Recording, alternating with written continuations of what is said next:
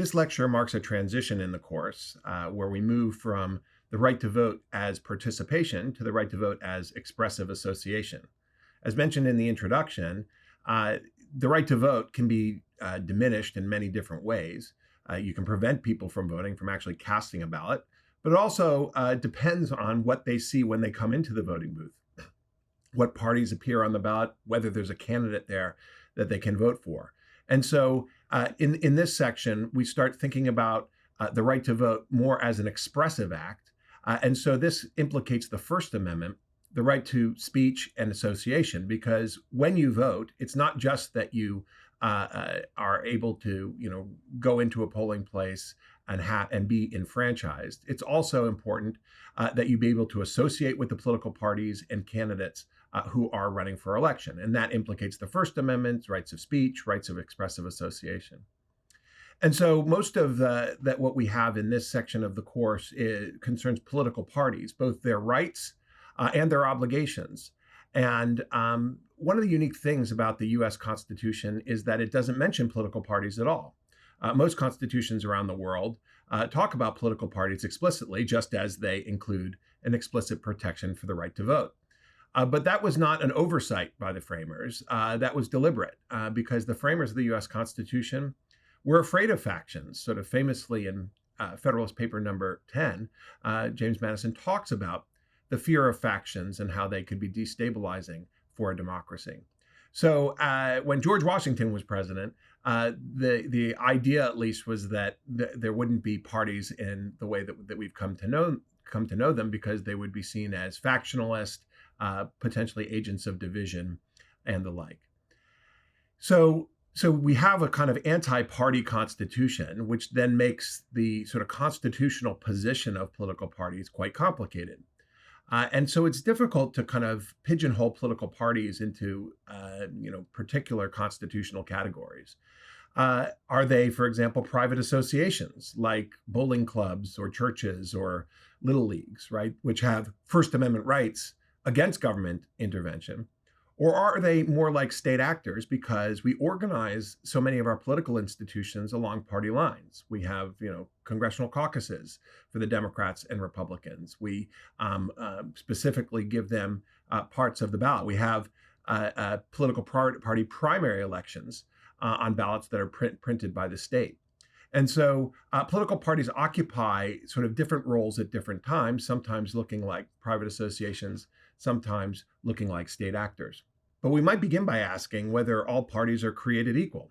Are the Democrats and Republicans constitutionally the same as, say, the Green Party or the Socialist Party or other minor parties that have existed throughout American history?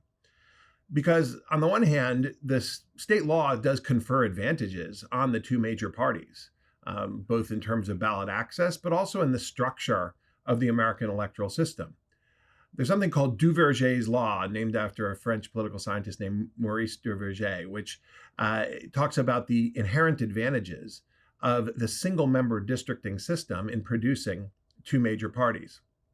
The idea here is that when you force candidates to run from single-member districts like we do for Congress, it's very hard for a small party to gain enough support to be competitive across the board. And so single-member district systems tend to favor the creation of two major parties, and that's what we have in the United States. It's not completely true around the world. If you look at single-member district systems in Canada, Britain, Australia, and elsewhere, you see regional parties that often will develop. But you don't see the kind of proliferation of parties that you see in proportional representation systems, because features of the US electoral system and the sort of Anglo-American electoral systems of these single-member districts tend to produce larger, broader parties, as opposed to more particularist parties that would be able to get seats in parliament if they got, say, 5% of the vote. If you get 5% of the vote in the US political system, you don't get anything, whereas in other systems, you'd be able to get maybe 5% of the seats in parliament. In thinking about the differences between the two major parties and the minor parties, we could also ask, what purposes do these minor parties serve? Because while it's possible that they might replace the Democrats or Republicans one year, it hasn't happened in the last century. And although that there are sort of minor party victories here and there, Minor parties serve different purposes than the two major parties. They offer ideas that can be sort of adopted by the major parties. They can get absorbed by the major parties if, for example, they do prove to be competitive. Often they might pull the party one way or the other. And they could also play spoilers in particular elections. And so one of the most important sort of powers that a minor party has is to steal votes away from one of the major parties, so much so that it might affect the outcome of the general election. So in this section of the course, we talk about a series of political party cases. And I think it's useful to think about the types of cases based on who is suing whom, right? And so in the first type of case, we look at the political party as a plaintiff against the state. This is typical in, say, a ballot access case where a small party wants to get access to a ballot and the state law prevents it from getting that access. And so they launch a First Amendment claim against the state in order to get access to the ballot. But sometimes the party is not a plaintiff in a case, it's actually the defendant, and individuals are suing the political party. And so in the white primary cases that we'll talk about in the next lecture, you see African-American plaintiffs suing to force the political party to allow their voters, African-American voters, to get access to the political party primary election. Sometimes you'll also have the party as both a plaintiff and a defendant, because sometimes different parts of the party will sue each other. So the local party and the state party and the national party might be at odds with each other over what the rules should be for a primary election. So let's turn to the first set of cases dealing with ballot access. The basic sort of framework for a ballot access case is that an individual or a political party is suing to declare a law unconstitutional and to get their spot on the ballot. I should begin with the fact that these cases are really a result of a transition in the 19th century to what's known as the Australian ballot. The Australian ballot is the ballot that you've come to know and see when you go into the polling place, but it didn't exist for all time in US elections. When you go back far enough, there were to New England town meetings, and they weren't using ballots at all. You could just go to a meeting and sort of through a show of hands could vote for propositions or vote for particular candidates. After that, the political parties would print their own ballots, or you could even get ballots from the newspaper that would then be ones that voters could take to the polling place and drop in the ballot box. But because of concerns about fraud and ballot box stuffing, we moved in the progressive era at the turn of the century to the Australian ballot, which requires now that the government make a decision about whose names appear on the official ballot when you walk into the polling place. And so all of these concerns about ballot access really are a function of the fact that we use the Australian ballot, and now the government needs to take on an affirmative task of printing the ballot and deciding which candidates and which parties make the cut. And I should add that the rules, the First Amendment rules when it comes to ballot access are the same for independent candidates as they are for new parties, at least when it comes to what constraints that the First Amendment might place on it. State laws might have different rules for independent candidates and political parties, but when it comes to the First Amendment, the same rules are going to apply. So it's very difficult to draw a bright constitutional line between what is a constitutional and unconstitutional ballot access law. As the Supreme Court has said, there's no litmus paper test for distinguishing between what is permitted and what is forbidden by the First Amendment. Inevitably, this requires courts to balance several factors to see whether a ballot access law is unduly burdensome to candidates or political parties. And I should add that the same rules apply for candidates as they do for political parties, at least with respect to the First Amendment.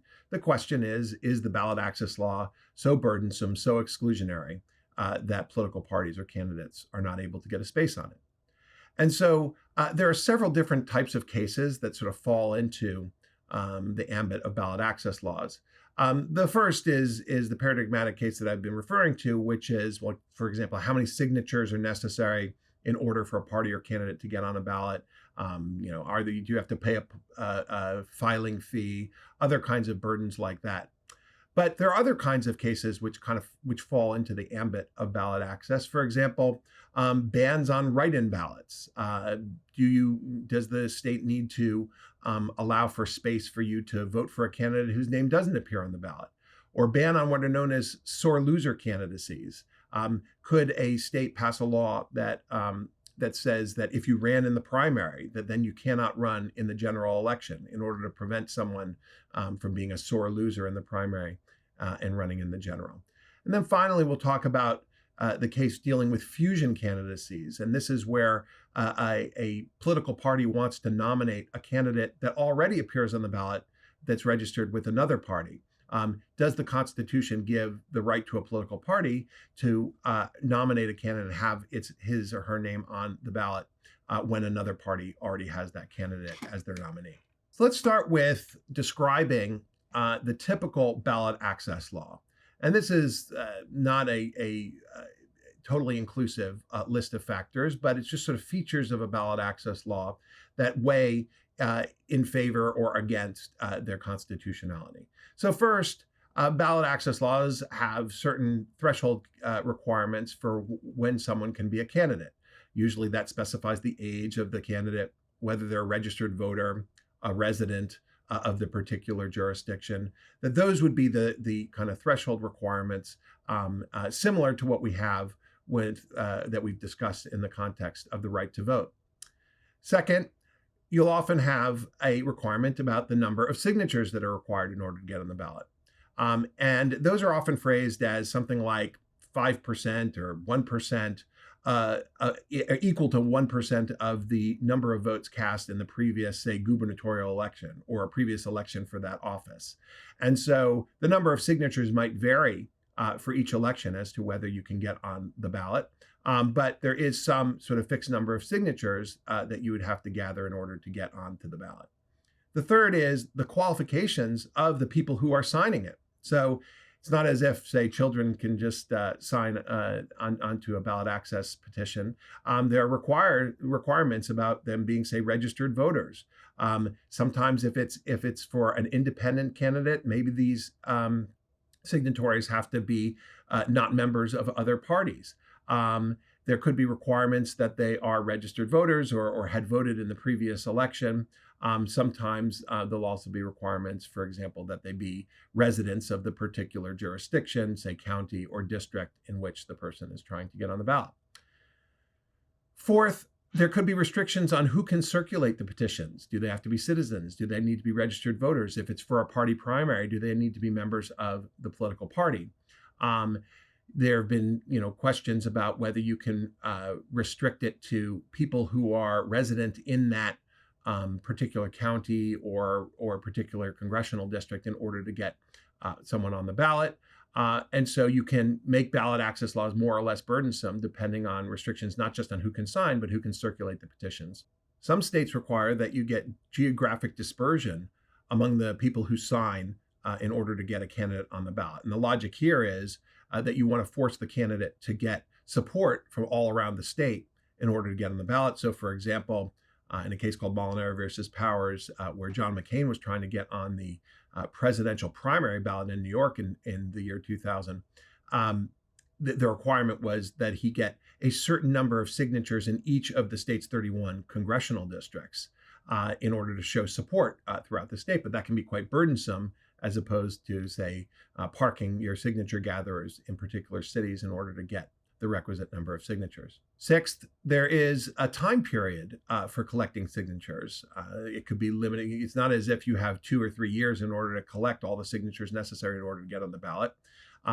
Usually it's, a month or 2 month period, the ballot qualification period, in order to get the requisite number of signatures to get on the ballot. And not only is the period, the sort of length of the period important, but sometimes it could be over, particular holidays or particular days would be difficult to get the number of signatures. So requiring candidates to get signatures between Christmas and New Year's is different than requiring them to get signatures, in September or in easier months. Seventh, there are often formal requirements for the signature itself. Just as with something like mail balloting, where you look at the signature to make sure it's valid and to make sure you have the proper information, there are technical requirements for signatures on petitions that are gathered in order to get a candidate or party on a ballot. And that might include information about their address, where they live, if they're registered with a party, and making sure that their name matches on the voter rolls. Finally, there are some states that will require filing fees, but the Supreme Court has made clear that you can't just require someone to pay a fee in order to get on the ballot. They also have to be able to have another way of getting on the ballot. Those are cases like Bullock versus Carter, which held, just like Harper versus Virginia Board of Elections, that a filing fee could discriminate against the poor. And so you have to have some other way, like signature gathering, in order for the candidate to have an opportunity to get on the ballot. So let's start with the constitutional questions that are relevant with ballot access laws. As I said at the beginning, this section of the course starts focusing on the First Amendment, not just the 14th Amendment, although the 14th Amendment might be relevant. But the question is really the same.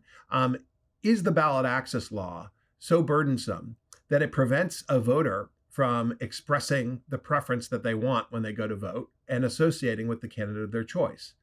Similarly, you can phrase that sometimes as an equal protection argument, saying that does the law discriminate against particular parties or candidates such that the burdens are so high that they will be unable to run for office?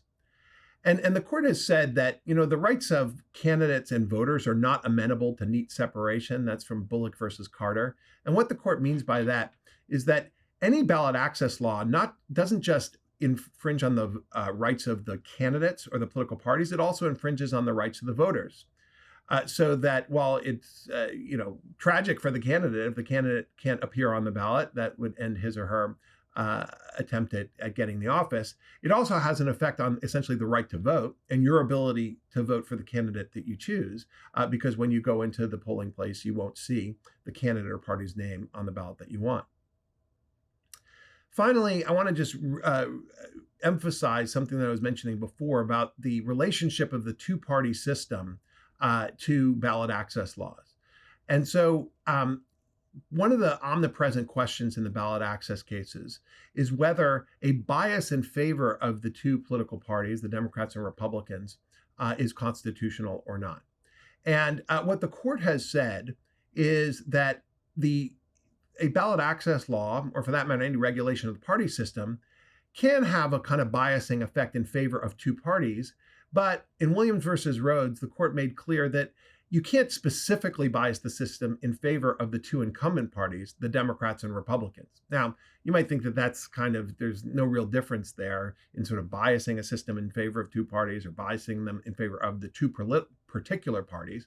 But there's some instances where particular ballot access laws that are sort of particularly favorable to the Democrats and Republicans are therefore struck down because the system, while it can favor sort of two large parties, can't just try to entrench the support and the ballot position of the two major parties. So as I said before, there is no litmus paper test that distinguishes between constitutional and unconstitutional ballot access laws. Instead, the Supreme Court has come up with a balancing test. It's actually the same balancing test that we talked about in the Crawford case, the voter ID case in the previous lecture.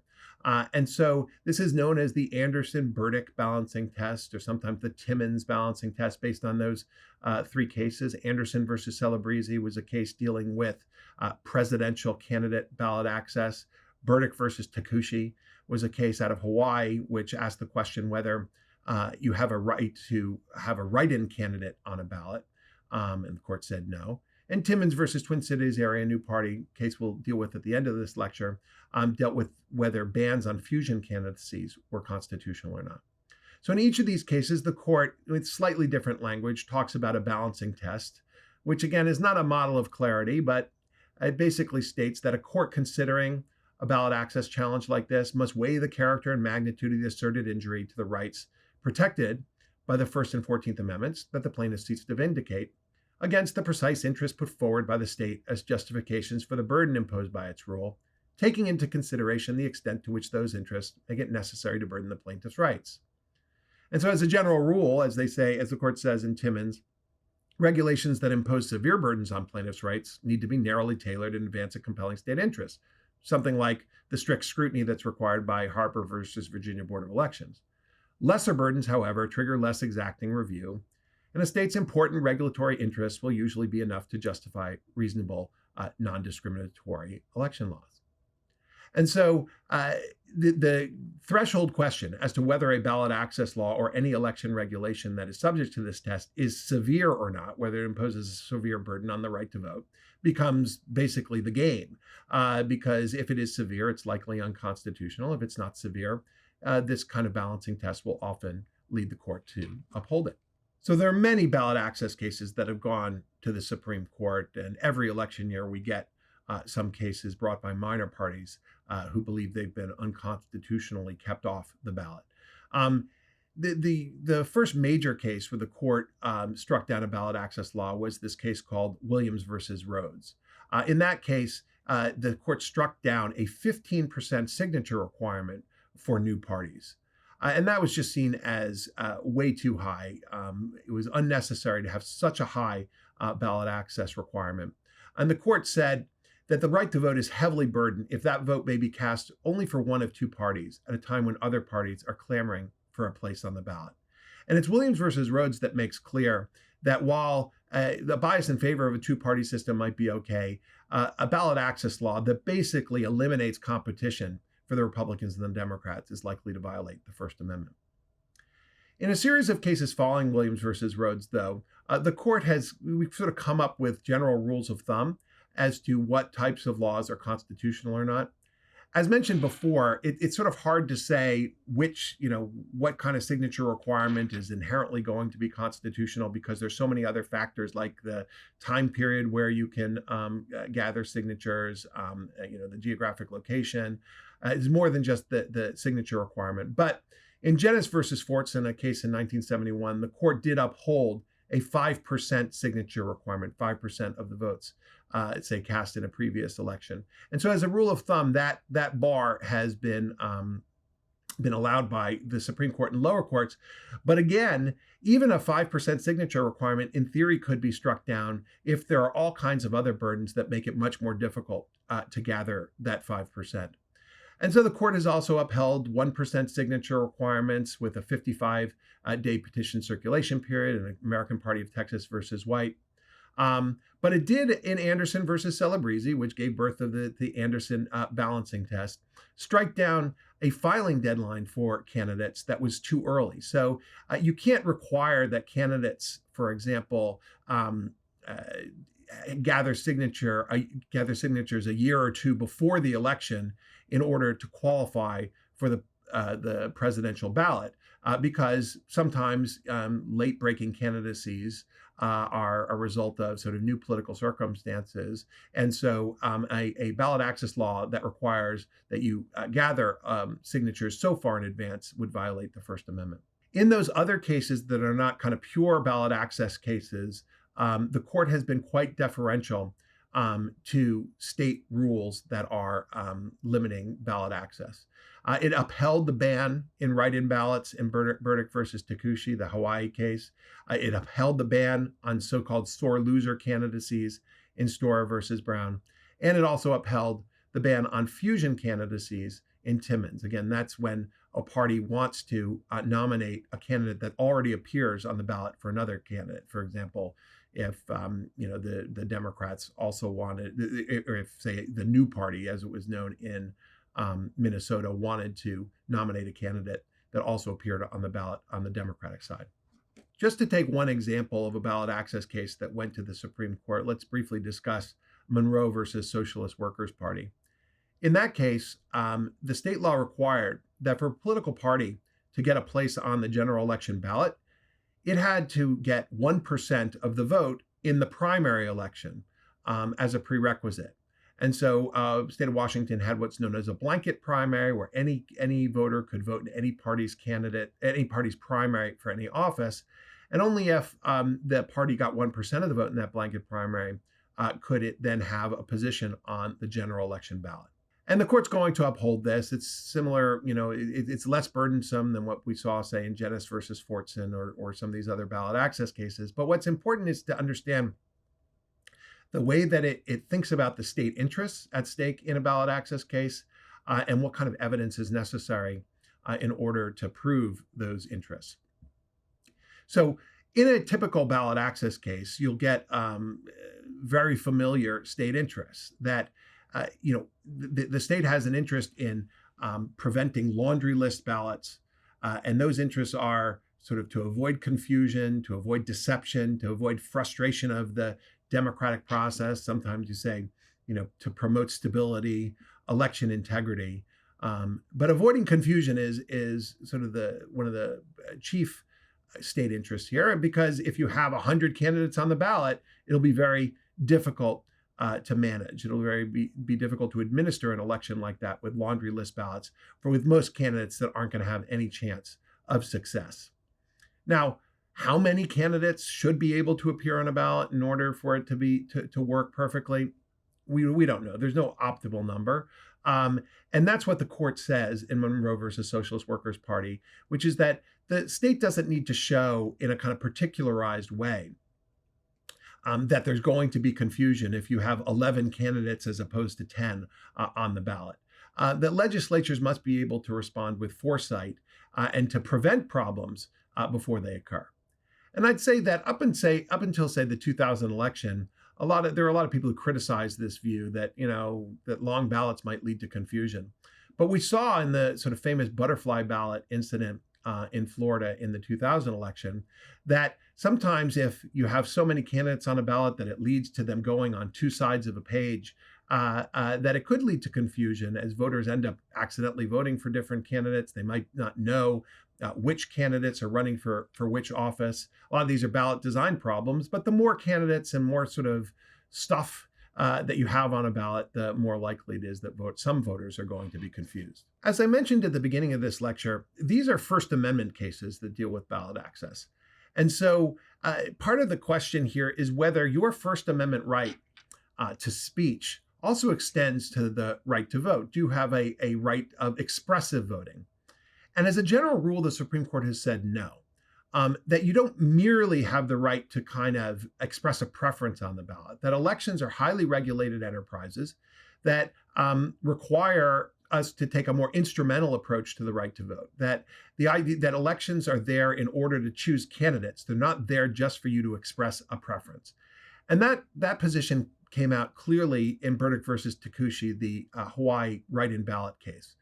In that case, a voter wanted to vote for Donald Duck, wanted to write in Donald Duck's name as a kind of protest vote. And there's actually a long history of people who want to vote for Donald Duck and sue in order to have that right protected.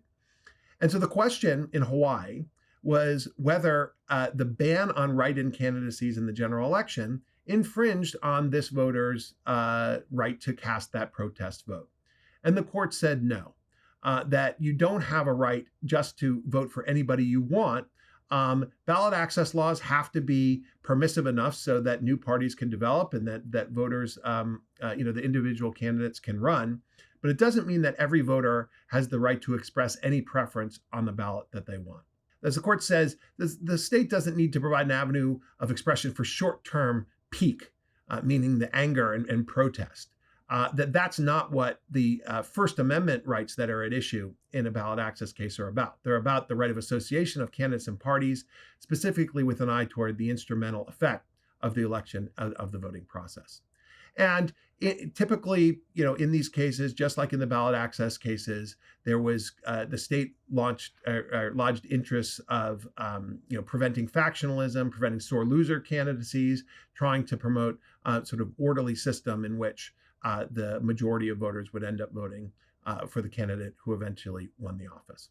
Finally, let's talk about one of the more recent ballot access cases or party regulation cases, Timmons versus Twin Cities Area New Party. I say recent, even though it's from 1997. There haven't been all that many cases like this dealing with ballot access or these kinds of restrictions since then. A few, but not a whole lot. And in that case, the court upheld Minnesota's ban on fusion candidacies. And as I mentioned before, the Twin Cities area new party wanted to nominate a candidate that was already nominated by the Democratic Party. Now, you might think that if the nomination process is core to the party's First Amendment rights, that they should have the right to put whichever candidate they support on the ballot next to the party's name. But the state said that, look, if you end up having multiple parties nominating the same candidate, that could turn the ballot into like a kind of political advertisement. So someone might start, say, the No New Taxes Party in order to have their name on the ballot with another party, in addition to, say, with the Democrats or the Republicans. And so to protect integrity, fairness, and prevent confusion, the typical kinds of interests in a ballot access case, to promote candidate competition and prevent electoral distortions and manipulations, the court said that you don't have a constitutional right to have a fusion candidacy on the ballot.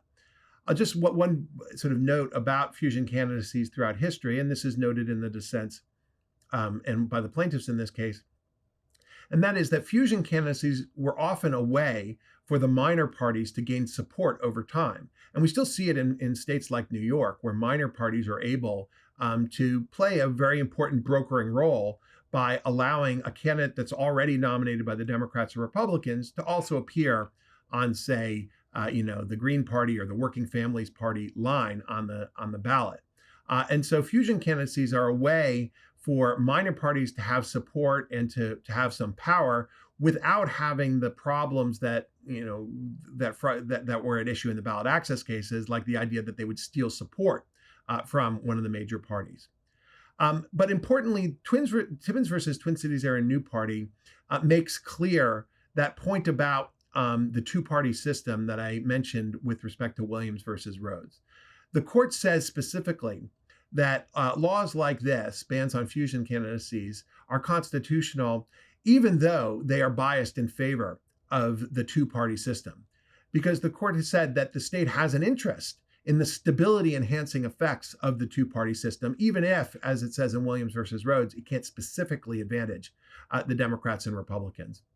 And so here, the party's interest was not seen as particularly important because the candidate, their preferred candidate, even though they're not going to have a space on the ballot, that candidate is still going to have the opportunity to get votes. And so insofar as the relevant question when it comes to election regulation is whether the voters are going to have a candidate that they can support on the ballot, that is not prevented by a ban on fusion candidacies. And so all of the critical kind of instrumental interests when it comes to elections and voting rights are protected, even if the associational interest of the new party to allow a candidate already on the ballot to also be its standard bearer are prevented by the ban on fusion candidacies. So what's the bottom line when it comes to these ballot access cases? As a general rule, the court has been highly deferential to regulation of the ballot. And these concerns about ballot integrity, preventing confusion, promoting stability are ones that the court has taken seriously. We still have the Anderson-Burdick balancing test as the rule when it comes to adjudicating the First Amendment rights of parties and independent candidates. But it only leads to striking down the most egregious laws that will prevent new parties or new candidates from getting spaces on the ballot. And as I said in the concluding note on Timmons, you can, as the state, bias the system in favor of a two-party system and the stability-enhancing effects of a two-party system, but you cannot bias it in favor of the two incumbent parties, the Democrats and Republicans. There might not be a lot of difference between the two, since those are the ones who are already have power and have a place on the ballot, but that's the constitutional rule that comes from the precedent.